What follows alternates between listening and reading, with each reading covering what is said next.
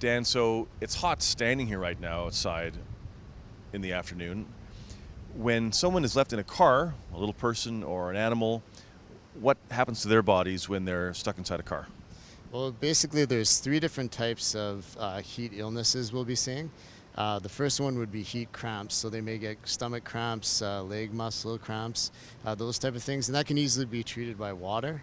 And then after that, they're going to start to go into what's called heat exhaustion.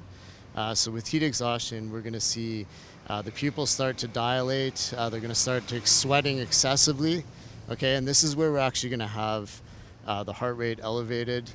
And then when we go into the last step, which is heat stroke, the body temperature rises above 40 degrees Celsius. Okay, normal body temperature is 37 degrees Celsius. So then we're going to see, again, maybe dizziness. They may go unconscious. They can actually start convulsions. And severely, we can get brain damage and ultimately death. So, Dan, if someone has been in a car for too long and you come back to them, what should you do? Well, the first thing we want to do is they'd probably be suffering at least heat exhaustion. So we want to get them outside of the vehicle, get them as much water as possible. And again, those electrolytes and carbohydrates, so things like Gatorade, those type of things, give as much as they can handle to drink. If they do start to vomit, then we would stop giving them that, and we might actually get into the actual heat stroke.